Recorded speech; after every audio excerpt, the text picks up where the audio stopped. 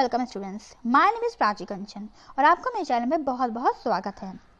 आज टॉपिक हम कवर करने जा रहे हैं वो है फंक्शंस ऑफ अ होलसेलर। इसके पहले मैंने होलसेलर की मीनिंग एंड कैरेक्टरिस्टिक पे वीडियो बनाया है। अगर आपको वो देखना है तो मैं उसकी लिंक आई बटन पे और डिस्क्रिप्शन बॉक्स में अवेलेबल करा दूंगी, आप वहाँ से जाके देख सकते हैं। इससे पहले कि हम फंक्शंस ऑफ अ होलसेलर शुरू करें, आपको समझना चाहिए कि होलसेलर कौन होता है। होलसेलर बेसिकली वो ट्रेडर होता है जो मैन्युफैक्चर या प्रोड्यूसर से, जो एक्चुअली में गुड्स को प्रोड्यूस करते हैं, उनसे डायरेक्टली माल खरीदता है, प्रोडक्ट्स खरीदता है बल्क क्वांटिटी में, यानी कि ज़्यादा क्वांटिटी में, और फिर उसको रिटेलर को स्मॉल क्वांटिटीज़ में सेल आउट करता है। ये होलसेलर प्रोड्यूसर्स या मैन्युफैक्चरर्स और रिटेलर के बीच में एक लिंक, एक ब्रिज का काम करता है। इसका कोई भी कनेक्शन कंज्यूमर से नहीं होता, अल्टीमेट कस्टमर से नहीं होता। इसका मेन काम किसके बीच में होता है? मैन्युफैक्चर और रिटेलर के बीच में। मैन्युफैक्चर से ज़्यादा क्वांटिटी में खरीदता है और रिटेलर्स को स्मॉल क्वांटिटीज़ में बेच देता है। चलिए अब शुरू करते हैं फंक्शंस ऑफ अ होलसेलर, जिसमें पहला आता है असम्बलिंग। क्योंकि होलसेलर का काम है बल्क क्वांटिटी में मैन्युफैक्चर से सामान खरीदना, तो ये असम्बल करने में इसका मेन फंक्शन सामने आता है। A wholesaler purchases a different variety of goods from several widely scattered manufacturers। क्योंकि मैन्युफैक्चर बहुत होते हैं तो ये हर तरह से उन मैन्युफैक्चर सामान खरीदता है बल्क क्वांटिटी में, डिफरेंट वैरायटी ऑफ गुड्स खरीदता है। बल्कि इसकी जो प्रोडक्ट लाइन होती है वो ज़्यादा नहीं होती है, पर ये बहुत सारे मैन्युफैक्चर से जो है सामान को खरीदता है, तो उसको एक जगह पे असेंबल करने का इसका मेन काम होता है। He anticipates the needs of retailers। वो समझ जाता है कि रिटेलर को क्या चाहिए और मैन्युफैक्चरर से एडवांस में जो है वो सामान को खरीद के रख लेता है डिमांड के हिसाब से। He collects the goods from different producers and assemble them at one place। ये अलग अलग प्रोड्यूसर जो प्रोड्यूस करते हैं प्रोडक्ट्स को, उनसे सामान खरीदता है और उसको एक जगह कलेक्ट करके असेंबल कर लेता है। ठीक है, जब भी रिटेलर को ज़रूरत होती है डिमांड के हिसाब से, ये पहले जान लेता है कि इस प्रोडक्ट की ज़रूरत होगी, तो वो उन प्रोड्यूसर से सामान खरीद लेता है, एक जगह असेंबल कर देता है, जिससे कि जब भी ज़रूरत हो रिटेलर को तो वो सामान अवेलेबल करा सके। कुछ होलसेलर ऐसे भी होते हैं जो फॉरेन कंट्री से भी गुड्स को इंपोर्ट करके असेंबल कर लेते हैं।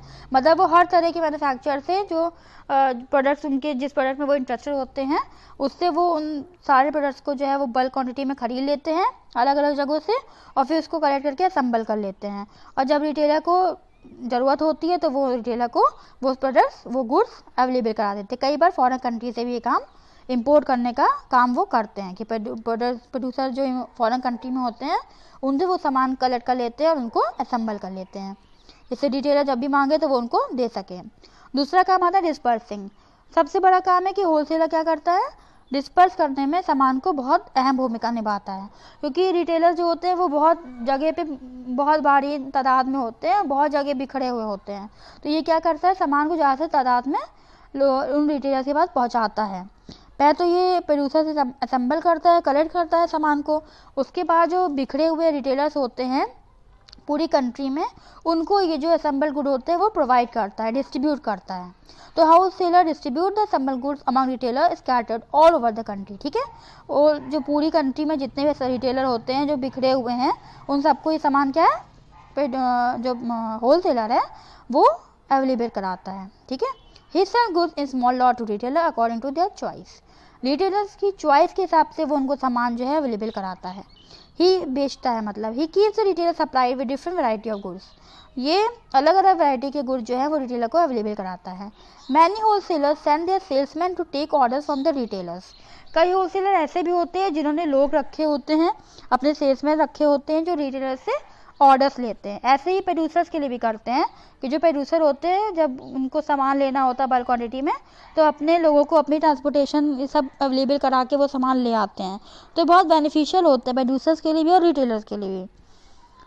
थर्ड पॉइंट आता है हमारा ट्रांसपोर्टिंग। ट्रांसपोर्टिंग वही चीज़ जो भी बोला कि ट्रांसपोर्टेशन का भी बहुत अच्छा अवेलेबिलिटी ये कराते हैं, हेल्प करते हैं प्रोड्यूसर के लिए भी और रिटेलर के लिए भी।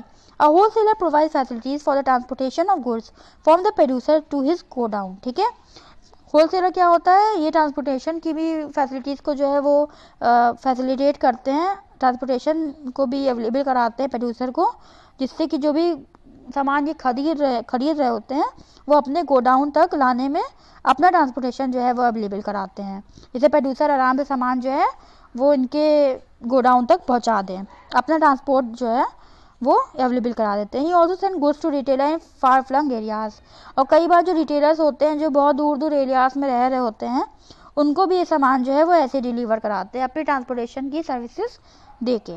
ही save cost through bulk transportation of goods, ये पैसा भी इसी तरह से बचाते हैं क्योंकि भारी तादाद में जो ट्रांसपोर्ट करते हैं सामान को, तो उससे पैसा जो है वो बच जाता है।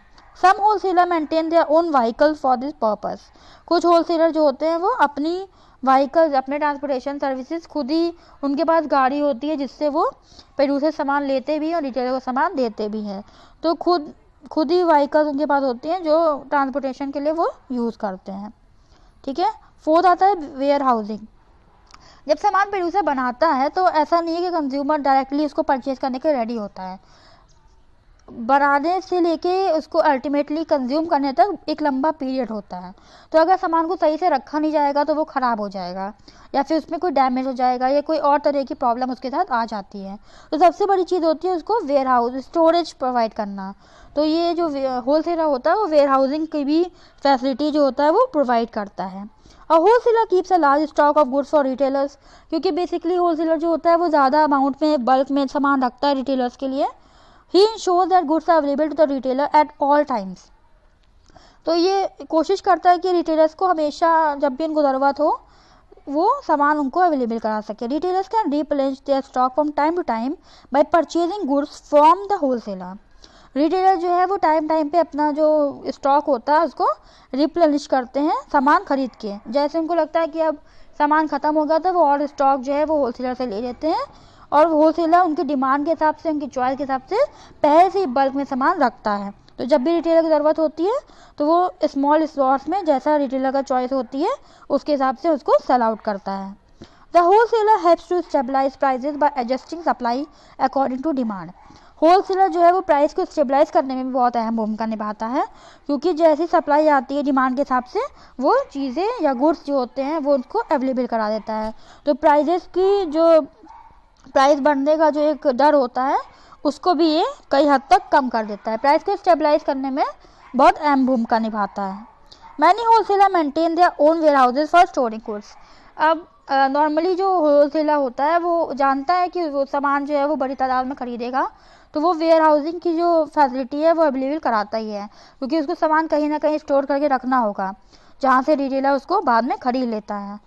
तो बहुत से ऐसे होलसेलर होते हैं जिनका खुद का वेयर हाउस होता है, खुद की ऐसी स्टोरेज फैसिलिटी अवेलेबल कराते हैं जिससे सामान जो है वो उनका सही अमाउंट में, सही पोजीशन में, सही लंबे समय तक रहे। जैसे जब रिटेलर को बेचना हो तो उनके पास सामान सही से अवेलेबल हो, किसी तरह का नुकसान उनके सामान को ना हो। अब फिफ्थ आता है ग्रेडिंग। जब ये जो होलसेलर होते हैं सामान को इकट्ठा करते हैं तो बाद में क्या करते हैं, ग्रेड करते हैं, देखते हैं कौन सामान जो है वो किस शेप का है, साइज़ का है, क्वालिटी का है, उसके हिसाब से उसको अलग अलग कर लेते हैं। Many wholesaler sort out goods according to size, shape, quality etcetera, ठीक है, साइज, शेप, क्वालिटी के हिसाब से अलग अलग कर लेते हैं wholesaler. They break the goods into small lots, repack them and put their own brand name. जब इतना सामान आया है तो उसको अलग अलग करने के बाद क्या करते हैं, उसे पैक कर देते हैं, ठीक है, और उसको फिर अपने ब्रांड नेम से उसमें अपना ब्रांड नेम लगा देते हैं। इसको ब्रेकिंग द बल्क कहते हैं, सामान को तोड़ना, ठीक है, जो बड़े तादाद में सामान लाते हैं उसको छोटे छोटे स्लॉट्स में डिवाइड करना। It is the main function of a wholesaler, ये होलसेलर का क्या है, मेन फंक्शन है, ग्रेडिंग करना। In this way they perform the function of packing, branding and grading. तो इस तरह से जो होलसेलर होता है वो पैकिंग करने का, ब्रांडिंग करने का और ग्रेडिंग करने का, ये तीनों फंक्शन भी होलसेलर निभाता है। By grading and standardisation they ensure supply of uniform quality to retailers. जब ये अलग अलग कर लेते हैं तो इनको पता होता है कि किस बैच में या किस ग्रेड में किस तरह का प्रोडक्ट है। तो जो एक तरह की क्वालिटी जो होती है वो रिटेलर को अवेलेबल करा देता है। जैसे कि कोई ए ग्रेड का सामान है, ठीक है, बहुत अच्छी हाई क्वालिटी का सामान है, जब रिटेलर को चाहिए होगा तो वो उसको अवेलेबल करा देगा। वैसे ही जब रिटेलर को कोई भी सामान चाहिए होगा जो चीपर रेट पे देते हैं, जो सामान कभी कभी डैमेज हो जाता है या हल्की फुल्की नुकसान हो जाता है, तो ये क्या करते हैं, उसका भी अलग से ग्रेड बना लेते हैं और जब रिटेलर को चाहिए हो तो उसको भी अवेलेबल करा देते हैं। मतलब रिटेलर को एक ही तरह की क्वालिटी का सामान ही अवेलेबल कराने में बहुत हेल्पफुल होते हैं। सिक्स आता है financing. Wholesaler provide finance to both manufacturers and retailers. अब ये मैन्युफैक्चरर्स को कैसे हेल्प करते हैं? सीधी सी बात है, जब ये बल्क में सामान खरीदते हैं तो ये ज़्यादातर क्या करते हैं, कैश में पेमेंट करते हैं। तो जो प्रोड्यूसर होता है उनको कैश मिल जाता है क्योंकि सामान बनाया उन्होंने।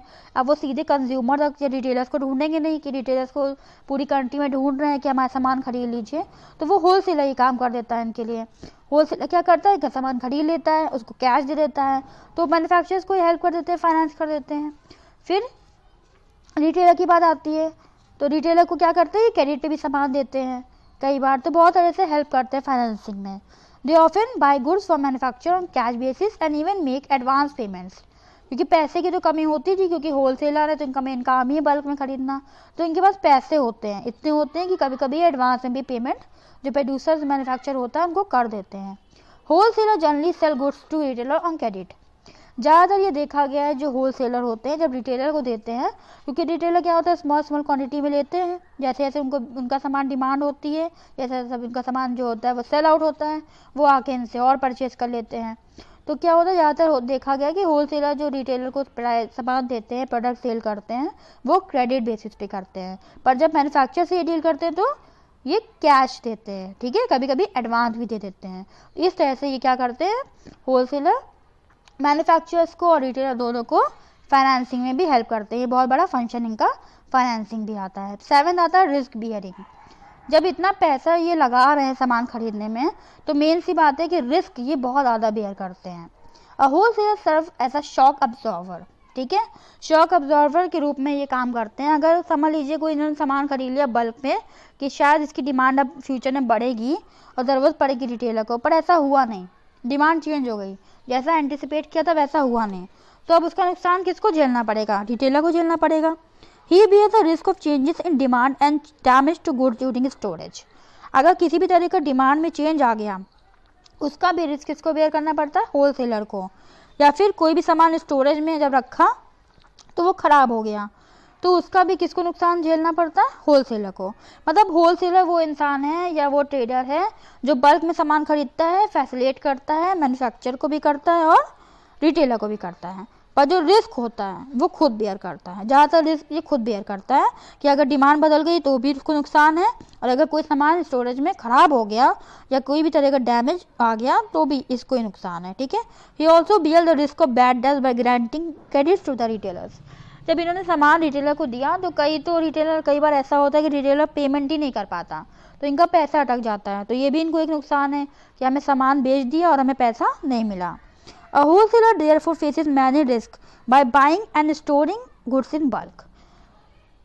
तो जब भी होलसेलर जो होता है वो मेनली बहुत इनका जो रिस्क फैक्टर होता है बहुत ज़्यादा होता है, बहुत तरह के रिस्क इनको बेयर करने पड़ते हैं, क्योंकि जब भी रिटेलर को देगा तो कई बार ऐसा होता है कि रिटेलर इनको पैसे नहीं देता है, तो इनका पैसा फंस जाता है, कई बार सामान ख़राब हो जाता है, तो कई तरह के जो इनको रिस्क जो है वो बेयर करने पड़ते हैं। A wholesaler therefore faces many risks by buying and storing of goods in bulk। ज़्यादा तादाद में सामान होता है इसीलिए इनका रिस्क जो होता है वो और ज़्यादा होता है। ये भी इनका फंक्शन है कि ये रिस्क बियरर भी होते हैं, रिस्क भी बेयर करते हैं। 8 आ गया मार्केट इन्फॉर्मेशन।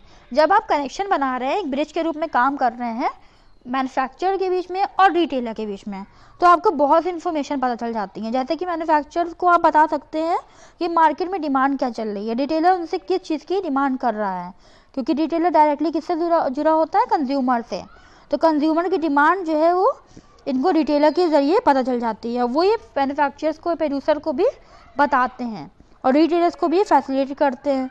तो आप जानते हैं सही से कि मार्केट इन्फॉर्मेशन इसका क्या मेन फंक्शन है होलसेलर के रूप में। A wholesaler foresees market condition, ठीक है। He collect information from retailer about changes in the taste, fashion and buying habits of consumers। ये इन्फॉर्मेशन इकट्ठा करने में बहुत अहम भूमिका निभाते हैं। रिटेलर से पूछते हैं कि आखिर क्या चेंजेस आ रहे हैं कंज्यूमर्स के टेस्ट में, फैशन क्या चेंज हो रहा है, या अब कंज्यूमर की बाइंग हैबिट्स क्या चेंज हो रही हैं। ये हर तरह की इन्फॉर्मेशन जो होते हैं वो रिटेलर से जो है वो गैदर कर लेते हैं and passes this information to manufacturers. और ये इन्फॉर्मेशन किसको पास आउट करते हैं, प्रोड्यूसर्स को या मैन्युफैक्चरर्स को जो सामान को बनाते हैं। Some wholesaler also conduct market surveys. कुछ होलसेलर ऐसे भी होते हैं जो मार्केट सर्वे करते हैं on the basis of his vast knowledge of the goods produced by different manufacturer. A wholesaler advises retailers which goods will best satisfy the needs of consumer, क्योंकि ये इतने अच्छे से इंफॉर्मेशन गैदर कर सकते हैं, प्रोड्यूसर से भी लेते हैं और रिटेलर से भी लेते हैं, तो दोनों को बेनिफिट करते हैं। प्रोड्यूसर्स को बताते हैं कि कंज्यूमर का क्या टेस्ट है, इस समय आपको किस तरह से और प्रोड्यूस करना चाहिए, कौन से प्रोडक्ट जो है आपको प्रोड्यूस करने चाहिए, क्या चेंजेस जो है वो प्रोड्यूसर के हिसाब से आपको प्रोड्यूस करना चाहिए, कंज्यूमर की हैबिट्स में, उनके टेस्ट में, उनके फैशन में क्या चेंजेस आ रहा है जो आपको अपने प्रोडक्ट्स में इंक्लूड करना चाहिए। और रिटेलर्स को भी बताते हैं कि आपके लिए कौन सा जो प्रोडक्ट होगा वो आपके लिए बेस्ट आपके कंज्यूमर के नीड्स के लिए होगा। तो एक तरह से बहुत बड़े फैसिलिटेटर होते हैं, ये बहुत फैसिलिटेट करते हैं और इनके फंक्शन जो होते हैं बेसिकली बहुत ही एक्टिवली सपोर्ट करने के लिए होते हैं, दोनों को, मैन्युफैक्चरर्स को भी और रिटेलर्स को भी, जिनके बीच में ये लिंक के रूप में काम करते हैं। सोचिए अगर होलसेलर नहीं होगा तो कितनी बड़ा गैप हो जाएगा प्रोड्यूसर्स के रिटेलर्स के बीच में। एक होलसेलर क्या करता है, असेंबल करता है गुड्स को, डिस्पर्स करता है, ट्रांसपोर्टेशन भी अवेलेबल कराता है, ट्रांसपोर्टिंग में भी हेल्प करता है, ये भी इसका मेन फंक्शन है, और वेयर हाउसिंग की फैसिलिटी भी मतलब प्रोवाइड करता है, ठीक है, जिससे इनके प्रोड्यूसर्स को भी हेल्प होती है, इनके सामान भी एक जगह रहता है, सुरक्षित रहता है, और रिटेलर को जब ज़रूरत होती है तो ये अवेलेबल कराते हैं। और साथ ही साथ ये ग्रेडिंग भी करता है, सामान को पैक करता है, उसको अलग अलग करता है साइज, शेप की, क्वालिटी के हिसाब से। तो जब रिटेलर को जब ये अपना सामान देते हैं तो वो एक ही क्वालिटी का होता है, ठीक है, ये भी बहुत अच्छी बात है कि वो एक यूनिफॉर्म क्वालिटी का जो सप्लाई है वो रिटेलर्स को अवेलेबल कराता है। फाइनेंसिंग भी इसका बहुत इंपॉर्टेंट फंक्शन है, क्योंकि ये होलसेलर जो होता है वो प्रोड्यूसर को ज़्यादातर कैश में सामान जो है वो ख़रीदता है प्रोड्यूसर से, और बहुत बार एडवांस में भी खरीद लेता है, और रिटेलर को कैसे देता है, क्रेडिट में भी देता है। तो फाइनेंसिंग भी इसका बहुत इंपॉर्टेंट फंक्शन हो गया। फिर 7th इसका आ जाता है रिस्क बियरिंग। ये रिस्क बियरर होता है, ज़्यादा तादाद में खरीदने की वजह से इसके रिस्क बहुत होते हैं। कई बार क्या होता है, जो रिटेलर इनका सामान खरीद ले जाते हैं वो पैसे नहीं देते हैं, क्योंकि क्रेडिट पे बेसिकली देता है सामान, तो वो भी एक इनका रिस्क हो गया कि कई बार बैड डेब्ट्स हो जाते हैं, इनके पैसे इनको वापस नहीं मिलते, फंस जाते हैं पैसे, और कई बार सामान भी स्टोरेज में ख़राब हो जाता है। फिर आता है इनका मार्केट इन्फॉर्मेशन। ये बहुत बड़ा लिंक है रिटेलर और प्रोड्यूसर का, तो ये मार्केट की इन्फॉर्मेशन भी गैदर करने में बहुत हेल्प करता है। कई बार ये सर्वे भी करने में हेल्प करता है, बहुत से होलसेलर सर्वे भी कंडक्ट कराते हैं, जिससे ये प्रोड्यूसर को जो है वो नॉलेज इनकी जो होती है उसका यूज़ करते हुए इनको बताते हैं कि अब क्या कंज्यूमर का टेस्ट जो है वो बदल रहा है, डिमांड क्या हो रही है, और किस हिसाब से आपको प्रोड्यूस करना चाहिए अपने सामान को। और ये रिटेलर्स को बताते हैं कि आपको कौन सा सामान खरीदना चाहिए जो आपकी कस्टमर्स की नीड को सेटिस्फाई करेगा। तो ये बहुत बड़ी फैसिलिटीज़ जो हैं वो रिटेलर को और प्रोड्यूसर्स को देते हैं। तो आज मैंने आपको फंक्शंस ऑफ रिटेलर समझाया है, और अगर आपको मीनिंग, कैरेक्टरिस्टिक भी समझना है तो उसकी लिंक आपको डिस्क्रिप्शन बॉक्स में अवेलेबल करा दी गई है, वहाँ से आप जाके देख लीजिए। Thank you for watching. Subscribe, like, share and comment. और मुझे ज़रूर बताइएगा कि आपको और कौन से टॉपिक की वीडियो चाहिए, मैं पूरी कोशिश करूँगी उस टॉपिक की वीडियो बनाने की। Thank you very much for watching, and please do subscribe, like, share and comment. Thank you very much.